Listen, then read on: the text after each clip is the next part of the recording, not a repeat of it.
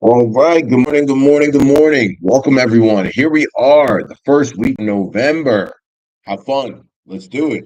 We got what, 2 months left in 2024. And I'm very excited with the mindset and kind of renewed perspective I have going into the end of this year.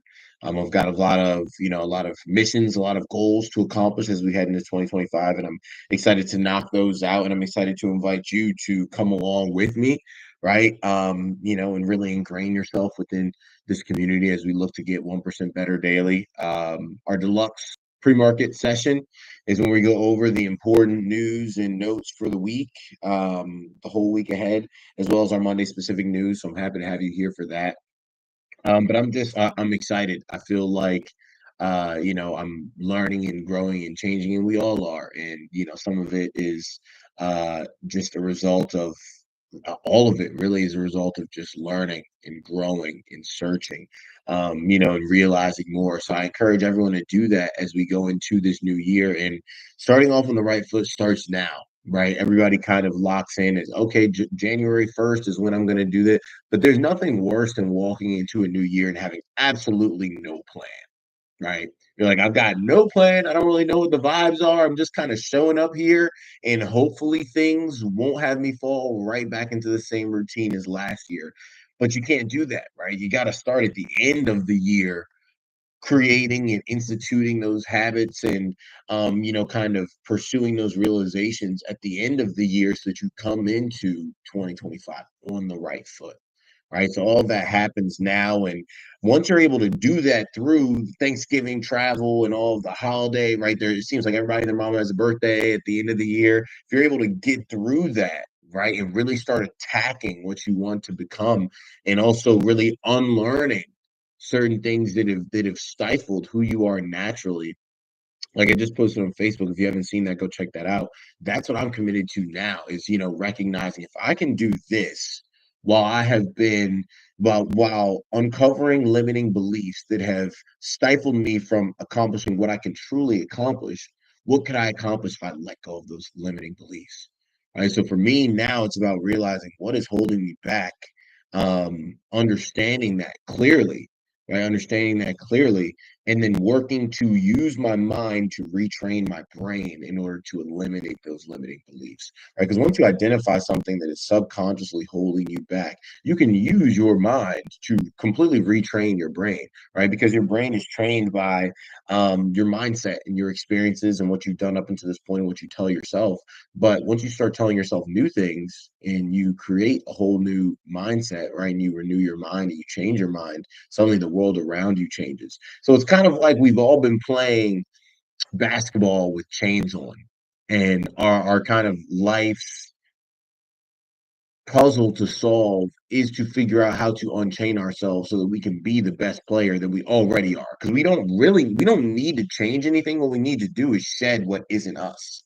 And that's what I'm realizing now is that I feel like I'm constantly in pursuit of okay, evolving and changing, but really it's just making sure that the me that was already sent here perfect when I was a baby, and I believe we're all sent here perfect, but then we adopt these beliefs that stifle us, right? And they muzzle us and they constrict us. And, in life, you either recognize this and you overcome those things and you allow your real self to shine through, or you just live your whole life stifled and you never quite are fully the person that you were sent here to be. And I never want to, take my last breath and realize, oh, I wasn't truly who I was sent here to be. And I spent my whole life in chains, never being able to really express myself or who I am in my truest self.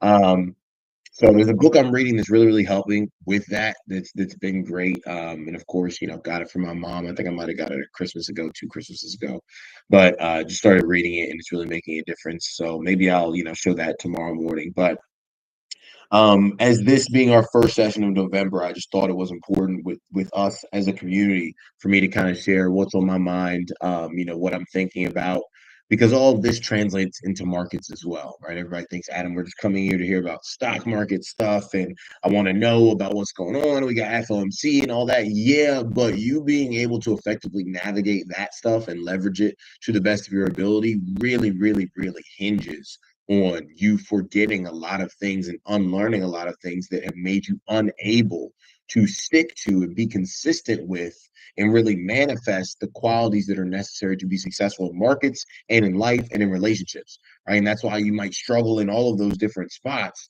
But this talk is very key to that. It's all intertwined, right? All intersecting. What we need to do is make sure that we strip off all these callous wounds that are keeping the real us subdued. And that's what was put on my heart to talk about this morning. But it's all interconnected. Right, it's all interconnected. I'm just sounding the alarm that as we head into 2025, New Year's resolutions start now. Right, whatever you're looking to do, start that now. And if you can get through that, and especially do that, like doing those things will definitely allow you to get through what is sure to be, as it always is, a hectic holiday season. Right. Um, so, there's macro things that we focus on and then micro things. The macro view here is as we head into 2025 and we've got craziness going on, right? It's an election year. We've got all this stuff happening. It's election week this week. Make sure you get out and vote. There's so many things going on, right? This is now when we've got to lock in again as a team, look to your left, to your right, and lock arms and say, all right, we're going into battle. It's the end of the year. It's been a crazy year. I'm trying to come in hot to 2025, right?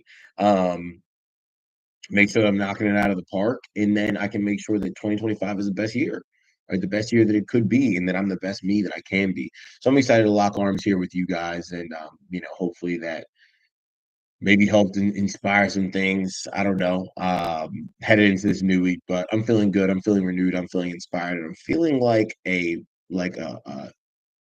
absolute force of nature that's at peace, right? There's something about kind of being in the eye of the storm where you see yourself and you see what's around you, and you're like, okay, now it's time to rock and roll. I'm a stone cold killer. That's where we're at, right? That's where we're at. So let's keep it going this week. Let's make it a great week, great month, great end of the year. We're locking in first market day of November. Let's do it, baby. So we'll start with the week ahead. Of course, like I said previously, we always start with the week ahead on our Monday deluxe session.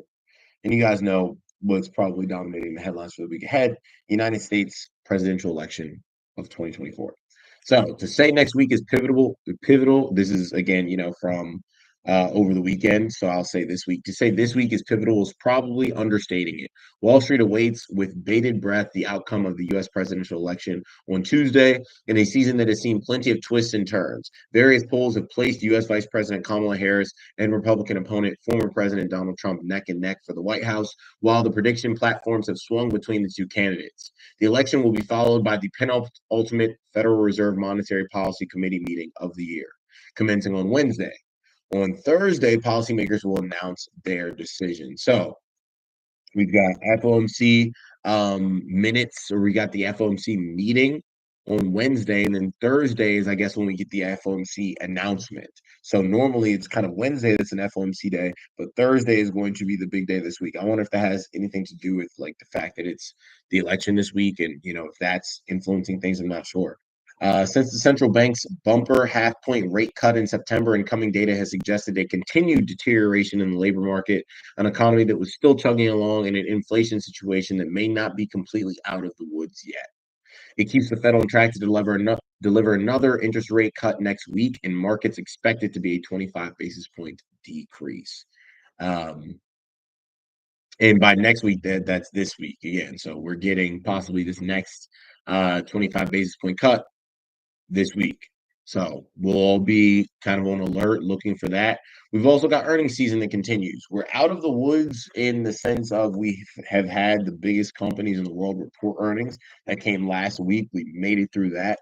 But we've still got some important, somewhat household names, some a little bit more familiar than others, especially if you're involved with markets. On Monday, November 4th, we have Vertex Pharmaceuticals, ticker VRTX. We've got Palantir Technologies, ticker PLTR, Constellation Energy, which is CEG, Marriott International, whose ticker is MAR, American International Group, Diamondback Energy, and Illumina. Tuesday, November 5th, we've got Ferrari, whose ticker is RACE, that's reporting. Apollo Global Management, Marathon Petroleum, Microchip Technology, ticker MCHP, Yum Brands, Restaurant Brands International, Wednesday, we've got Novo Nordisk, ticker NVO. You guys, from over a year ago at this point, you've heard me championing Novo Nordisk and NVO.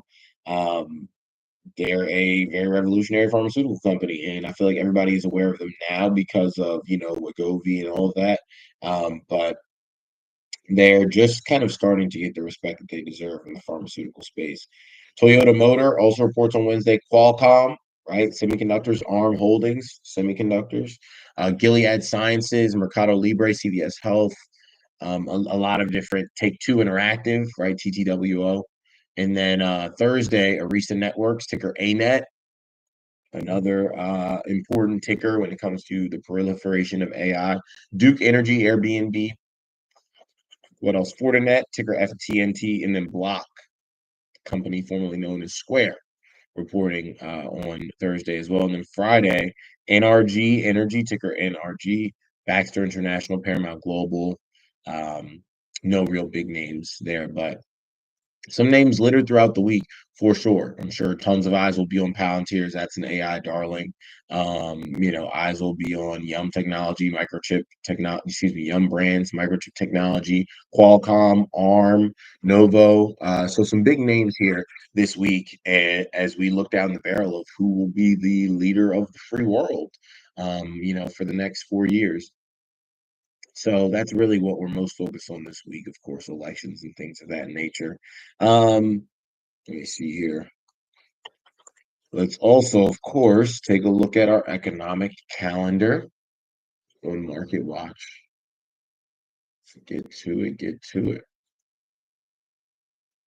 So nothing really today, tomorrow. Honestly, nothing tomorrow. Um, Wednesday, S&P final U.S. services PMI at 9:45 a.m. That could be something that causes some, volatility around 9:45 on Wednesday. Not huge volatility, but you could see, some wacky 1-minute candles.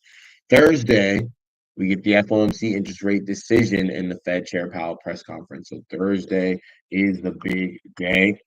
I'll have to be away from the desk for an appointment at some point here this week. Might end up being Wednesday. I don't know, maybe Tuesday. We'll see. We'll see what days work out the best. Maybe I'll do Tuesday. Um, but Thursday is going to be a big day, right? Thursday is going to be a big day, and obviously this whole week, with it being election week, is going to be pretty darn crazy. So we'll keep our eyes out for that.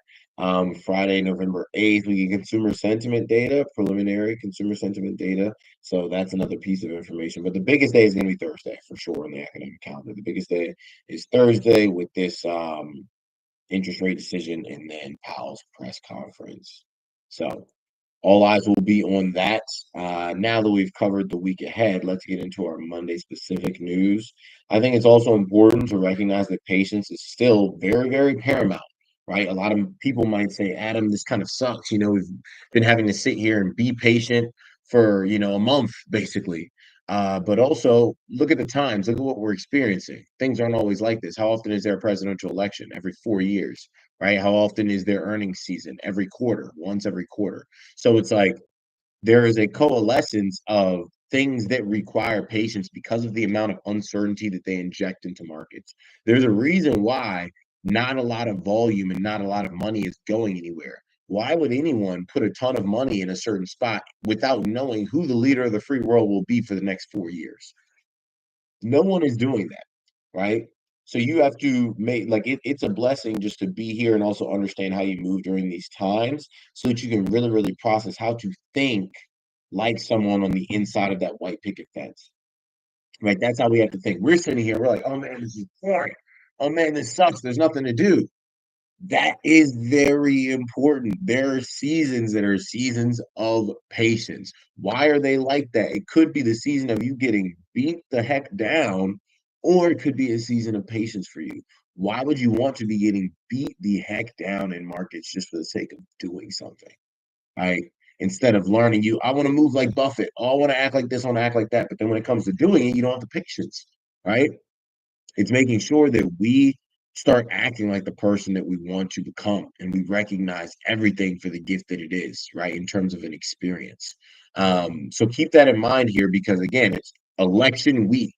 No one is putting any significant amount of money anywhere until they know who is sitting on that, iron throne of the USA for the next 4 years. And I don't blame them. It's not smart.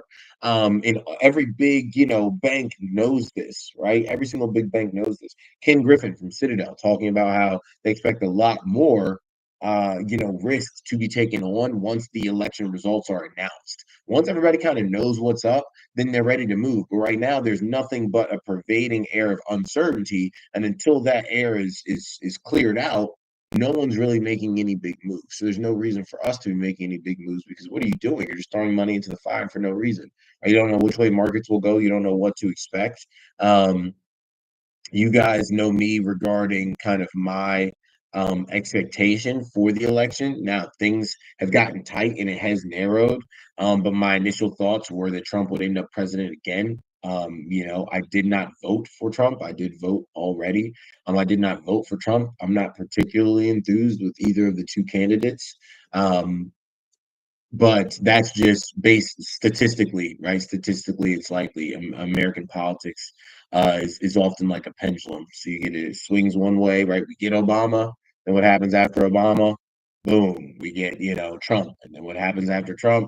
Boom, we get Biden. So it's just like we swing back and forth, and whoever's there in front of us, we blame for our problems. It's very tough to end up being a two-term president. But overall, it's just what the numbers point to as being more likely, and these big banks believe it as well, right? These big banks, their CEOs, some have been more vocal with talking about it, but their expectations of the election. I'm not saying that's going to happen. I'm not saying it has to happen. I am just making sure that I'm prepared for everything and that my expectations are set correctly. If he doesn't win, cool, right? Regardless, we're gonna ball. We're gonna do our thing. Um, but understanding I want to know what big money expects and put myself in their shoes so that way I can act and be on the same wave as what big money is doing. I don't want to be sitting here like, come on, man, if Kamala doesn't get elected, then the world is going to burn. No, if she doesn't get elected, what am I going to do? I'm still going to close the gap to myself, the person that I am today and the person that I want to be. And I'm still going to continue to get 1% better daily. I survived 4 years of the orange man once, right? I can do it again. But that just shapes the expectations of what happens in markets. You've got a number of companies that tried these merger and acquisition deals. They didn't go through because of this administration, right? And the regulatory bodies under this administration have been much tougher than they have in the past, right?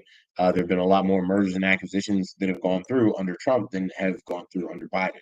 So that is something that changes, right? Drastically. Now you have companies that are looking, if Trump is in office, a lot more companies are going to look to go out and buy other companies, especially in the midst of this AI, arms race. You've got a lot of kind of acquisition that's taking place, and depending on the administration, you could get a lot more. So all of that, or like all those things, are factors that go into how these companies decide where they're going to allocate money. So I say all that to say we're being patient for a reason, right? Don't let whatever feeling was on the inside of you kind of shake you up into making decisions that aren't intelligent.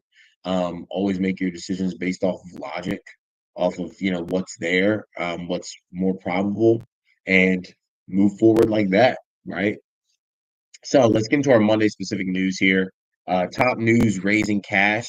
Investors this weekend shifted their focus to big moves disclosed by Berkshire Hathaway. The conglomerate led by Warren Buffett cut its notable stake in iPhone maker Apple by 25% after slashing it by almost half in Q2, while holdings in heavyweight lender Bank of America were also reduced by more than 20%. It's the latest in an unwinding being revealed by Warren Buffett and his team at Berkshire, whose cash pile inflated to a record 325 billion as of September 30th from 277 billion only a quarter ago. So even Buffett is doing what? Sitting in a lot of cash, not really doing what's much with the majority of his buying power. Why? Because it would not be smart, right? It would not be smart at all. It's like you placing a bet on someone being, I don't know, like this person could be rookie of the year, but we actually don't know if they need to get surgery or not, which would end, obviously in their playing for this year. It's like until I have news on that, I'm not going to be making any major bets. Bigger picture, many are debating what the growing cash hoard means in its relation to the current market environment. Does the Oracle of Omaha see a tough economic downturn on the horizon? or is keeping to his maxim of being fearful and others are greedy. Maybe it's a lack of value in attractive stock opportunities combined with an expensive market as assessed by his indicators. While some of these factors might be contributing to his decision making, pay close attention to what he had to say at Berkshire's last annual meeting in May. Quote, I don't mind at all under current conditions building the cash position, Buffett declared at the event known as the Woodstock for Capitalists. Quote, I think when I look at the alternative of what's available in the equity markets and I look at the composition of what's going on in the world, we find it quite attractive. So what do they find attractive? Being in majority cash right now. That's what they find attractive. And it makes sense. Because again, given how markets normally move, after that rate cut for that first month, typically we go up, right? And then on average around 5% over the course of that next month. And then after that, markets typically experience some sort of downturn, right? Some sort of significant downturn. And that would not be out of character considering the fact that, again, we have put in new all-time highs. So it's not like a weird thing where it's like, oh my God, this market's selling. No, we've reached new all-time highs. Like a lot of these companies are busting through new all-time highs or put in all-time highs over the course of 2024. So having some type of pullback would not be crazy, even if you do have, technically you drop by 20% or whatever, we're gonna go up after that. But it's just important for you to be ready and have all those expectations, all those possibilities within the realm of your expectations is what I want to say. So all these different possibilities you have to factor in within the realm of your expectations. Be aware of what's happened historically. Be aware of what is going on day to day, and you'll be fine. All right. But as long as you know, okay, this is how we've acted on average historically, and then based off what is going on currently and what the charts are showing me, it paints a very clear picture, as to what you should expect and how you should conduct yourself in markets. In terms of outlook, Berkshire Hathaway, which recently entered the $1 trillion cap club, also froze stock buybacks this week, which can further contribute to its immense cash load. Remember that the pile of greenbacks has been making it easy in the current rate environment, with profits of $3.5 billion tied to Berkshire's cash and treasury position over the past quarter. Should he need it, Buffett can easily access many of those funds to put to work in a downturn or even on mergers and acquisitions if the value is warranted. So again, depending on the administration, Buffett might be buying things up, buying up different companies. So everyone's kind of waiting to see. Let me see here. In terms of today's market, it's looking more green than red. Pretty much green across the board. In Asia, Japan closed, Hong Kong up 0.3%, China up 1.2, India down 1.2. In Europe, the FTSE in London up 0.7%, Paris up 0.3, Frankfurt flat. The Dow up 0.1, S&P up 0.2, Nasdaq up 0.2, crude up 3%, gold down 0.1, Bitcoin up 0.4%. Now let's finish up with our rapid fire stock news rundown. What else is happening? Oil on the rise after OPEC Plus delays increase of 2.2 million barrels per day. Billion barrels. TGI Friday's latest chain to file for Chapter 11 bankruptcy protection. Oh no. House Speaker Republicans will probably try to repeal CHIPS Act, legalizing psychedelics. Massachusetts voters to decide tomorrow. NVIDIA set to replace Intel and the Dow Jones.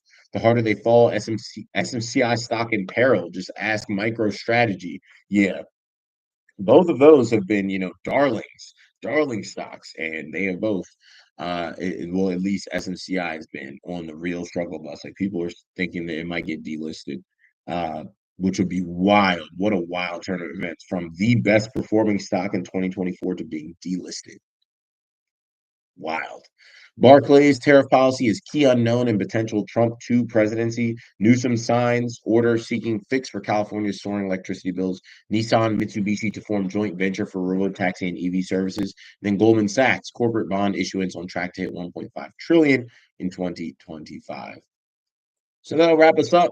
Put a bow on it, beautiful people, for this fine week. It's election week. If you didn't vote early, make sure to get out and vote, all that good stuff. I again have no qualms with whoever you vote for, right? Vote for whoever you want to vote for. You always have a friend in me. At the end of the day, you got to do what's best for you and your household. But also, please don't DM me about politics, right? My vote has been cast. I really didn't even feel like saying who I voted for, but now you guys know. Don't let that influence you. Do whatever you want to do, but get out there and exercise that constitutional right because people died. Women fought very hard for the right to vote. People of color fought very hard for the right to vote. Respect that fight, right? Respect that fight. Get there, cast that vote, even if you don't want to, and make sure that you're voting for yourself each and every day by staying consistent with what you know will allow you to manifest your best self, free of all the bondage and limiting beliefs that have been essentially draped over you over the course of your life, either directly by authority figures in your life, or maybe it was just little experiences that caused those limiting beliefs to manifest, but now they're cornerstones of your being. Let's kick down those cornerstones and stand tall, no longer being at their mercy and crushing our goals relentlessly in 2024 and beyond. So I'm excited, y'all. Let's crush this week. Let's see, how all this craziness goes, what interest rate decision we get, who ends up being the president of the U.S., and then we'll roll from there. Have a great rest of the week, people. I'll see you back here tomorrow morning for our next market prep session. Have a good one.